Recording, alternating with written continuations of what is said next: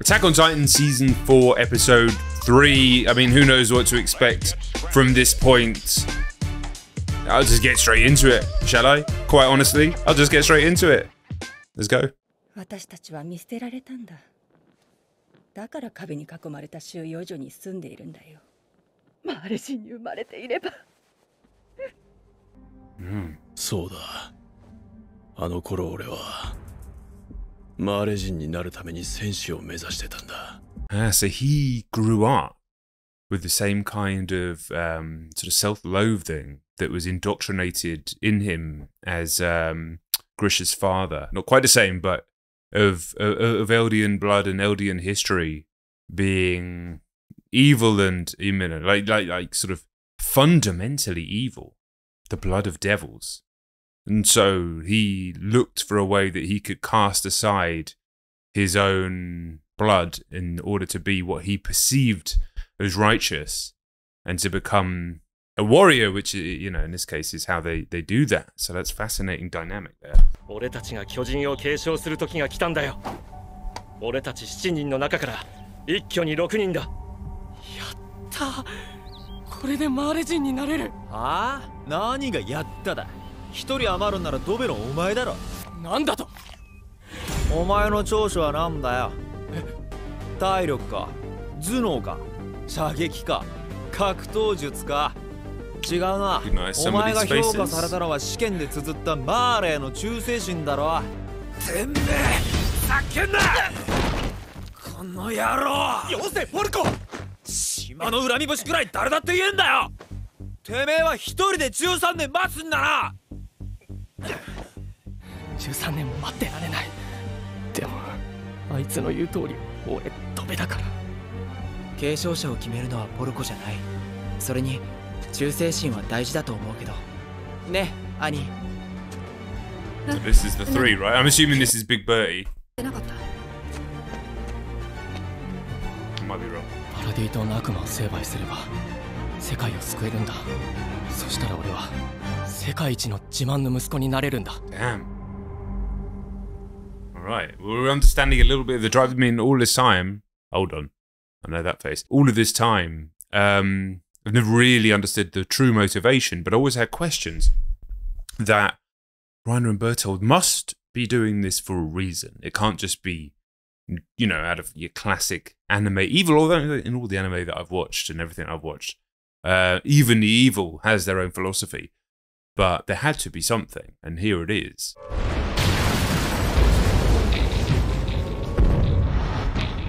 Megataの巨人。こいつは何でもできる汎用性が強い。高い機動力と持続力に加え、硬質化を交えた打撃技は凄まじい破壊力だ。範囲は狭いが、無垢の巨人を呼び寄せることもできる。レオンハートが最適だ。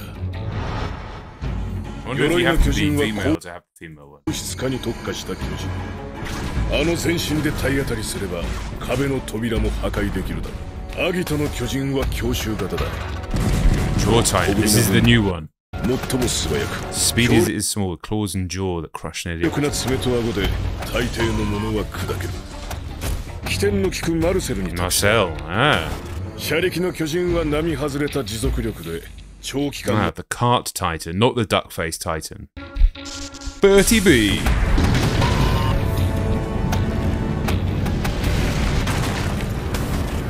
破壊の神だ。フーバーなら使いこなせるだろう。島の悪魔どもには同情しちまうよ。ある日突然あれが殺しにやってくるんだからな。ボルコ、お前軍の決定に逆らうのか。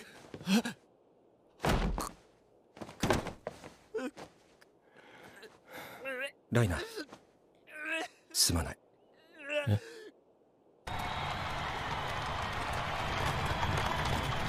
俺を縛り首にしてんだろう。俺は逃げ切ってやるからな。お前らエルディアの悪魔の親子から。ライナー、待っているからね。そうだ。父なんかいなくても俺は鎧の巨人を託された選ばれた戦士。 Damn right you are. 島の悪魔からみんなを救い Right, well, listen, regardless of who is in the right and who is in the wrong, he certainly believes that he is in the right and is on a mission, a sort of a divine mission. His own truth, in terms of his familial situation, being half Malian, half Eldian. Clear issues where he wanted approval and to find a father and to have that thrown back in his face, but yet, yeah, a divine purpose. And a divine purpose for all of them. Whether or not that is divine purpose that has been indoctrinated within them by propaganda or not is still to be determined, because I don't know if we're going to get to a situation where we are told right from wrong by the show, or if it's going to be left up to us to interpret, because there's no doubt at the moment, and based on the information that we have, that the children of of paradise, I guess, of the walls at this point, not at this point, but at this point, because this is the past, get myself slightly muddled here, as they're sitting there just being children within the walls, they are innocent. There's no two ways about that. They have not enacted any evil. It is ultimately about the corruption from adults and the innocence of these children, but how does that innocence maintain when more about life, the world, and the universe is understood? And I think that's what we're going to get into in this 4th season. 俺たちは明日壁を。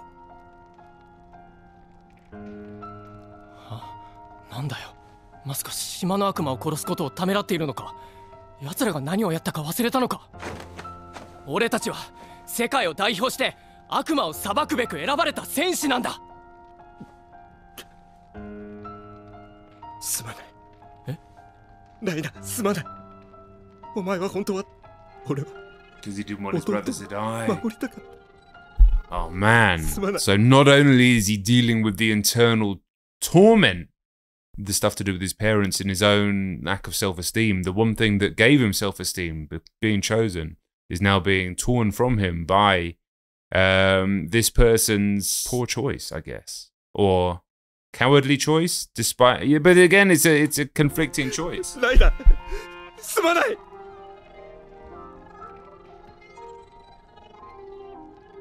なんで謝るんだよ。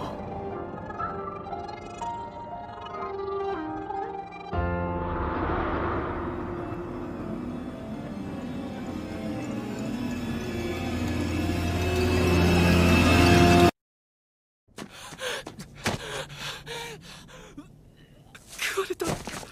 俺も食われる。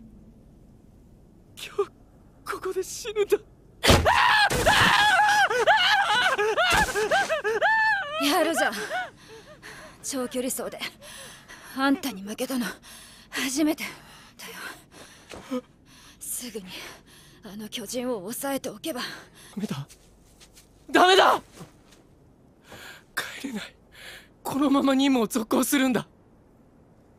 確かにあんたはこのまま帰れば鎧を剥奪されて、このままじゃ俺たちはおしまいなんだよ。始祖を獲得しなきゃもう故郷には帰れないんだ。なんでその冷静さの100分の1でも発揮してくれればアギトもマルセルも失わずに済んだのに。自分の身を守るためなら私たちを脅すってわけ？あんたがマガトに弁明しな。全て自分の責任で。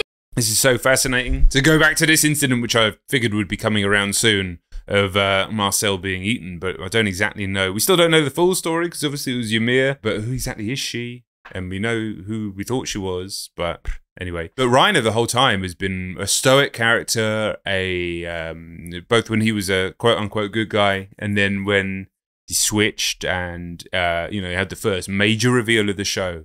He has always been a warrior. He has always been a warrior. And to see this sort of fragile, tormented, trauma-afflicted soul that is looked down upon by his peers, that is treated as the runt of the litter almost, even by, well, certainly Annie here, when you kind of took him to be the leader of the three and one of the leaders of the group, when you're thinking they're all on the same team in the early season. To see him like this is a fascinating bit of character development, because I'd imagine you can probably go back and see so much of this in the way that the character is drawn. I don't mean physically drawn, early on. But then again, there's more to go still. ですって言え何が名誉があれしんだ選ばれし戦士だアーレもエルディアも全員嘘つきで自分のことしか考えてないくせに私もそうだ生きて帰んなきゃいけないんだよ Oh, right, there he is. Real naked. Reiner is dead. マルセルが必要なら俺がマルセルになるから Oh, there it is. もうやめてくれ。これが俺たちが故郷に帰る唯一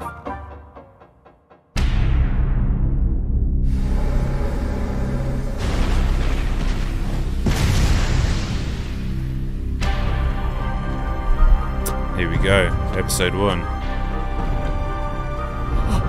Shit, so did he not mean for this to happen? Oh, fuck!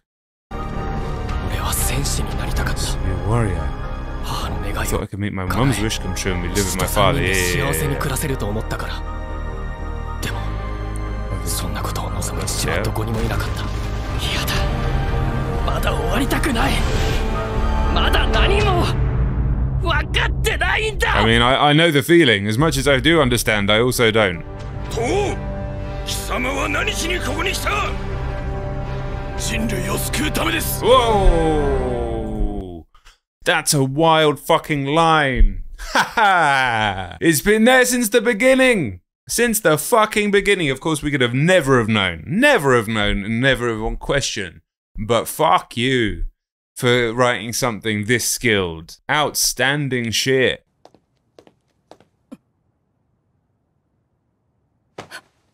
よう、嬢ちゃん。こんなじじいをつけ回したなかなか男を見る目があるようだな。私は旅籠で生まれたそこで働く母から父親の話を聞かされて育ったから一目で分かってそりゃ感動的だな。パパにハグしてほしければまず両手を上げろ。ひょうってことにしとけお前ら天候に遅れるぞ起きろベルトルトあんたたちが友達と遊び疲れてぐっすり眠る頃私はオートのドブの中を這い回ったあいつがいたんじゃもう限界限界か集めた情報を持ってマーレに帰ろうずっと同じ夢を見るんだ。開拓地で首を吊ったおじさんの夢だ。なんで首をくくる前に僕たちにあんな話したんだろうって。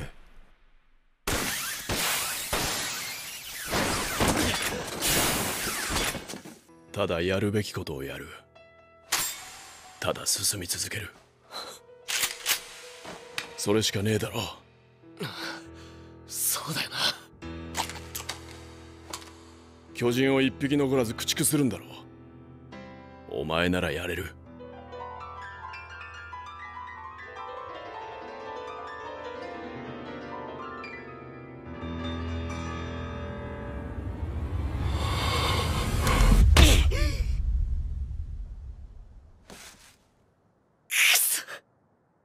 このままじゃダメだ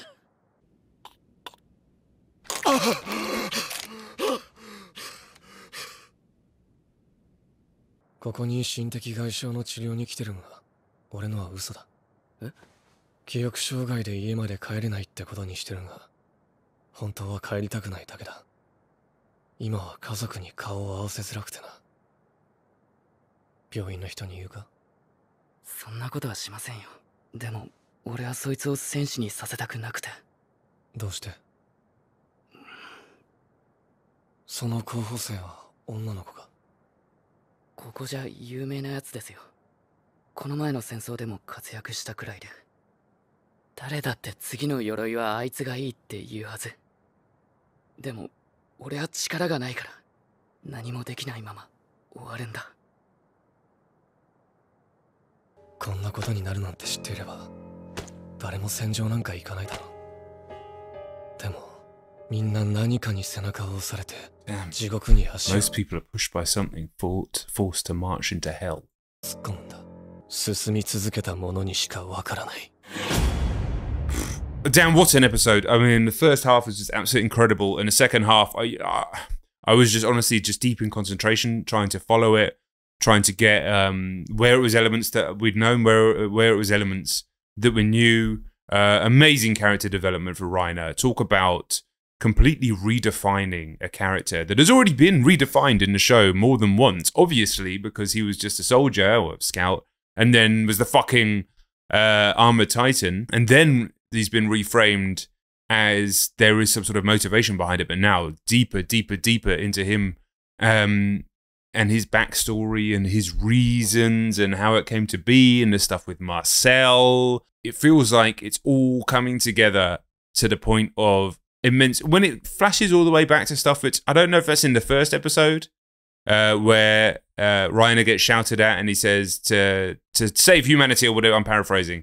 but it's really early on. If it's not in the very first, no, it won't be in the very first episode. It's in like the first few. Oh man, what an episode! What an episode! The depth of character development, the depth of sort of exploration of trauma, the depth of where propaganda, the relative futility yet necessity, and repeating reality that is war in human culture, despite there obviously being fantastic elements in this show. It is still a deeply human show and becoming more and more human. So yeah, amazing, man. Amazing.